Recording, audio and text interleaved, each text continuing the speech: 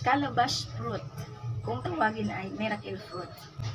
Itong miracle fruit ay marami itong benefits sa ating katawan. Meron siyang heart health benefits. At ayon sa nakakasubok nito, isa na po ako sa sumubok nito guys ha. Kasi ito po yung buhat nung nalaman ko na may bara ako sa puso. Tinry ko siya kasi meron doon sa kapitbahay namin prostate cancer siya. At sa awa ng Diyos, gumaling siya. At ayon sa mga nakasubok, ito ay mabisa talaga. Nakakatanggal ng stress at maayos na pagtulog. Nakakagaling siya ng cancer. Nakakagaling siya ng high blood. Yan, mayroon siyang heart health benefits. Maganda rin siya sa may sakit na hika. Paano gawin, Diyos? Panoorin itong video na to.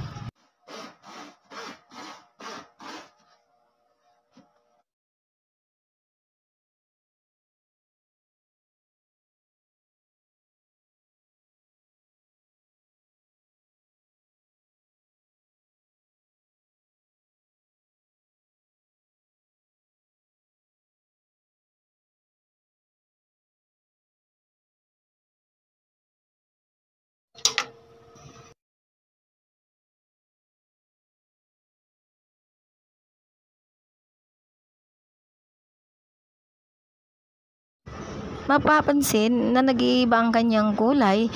Ang kulay white dati ay nagiging kulay violet na siya ngayon.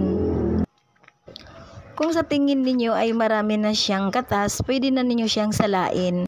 Ito na ang juice ng miracle fruit, may tamang tamis at hindi mahirap inumin. At sa nais uminom ng miracle fruit, sundan ang proseso ng pagluluto. Thank you so much sa panonood and God bless us all.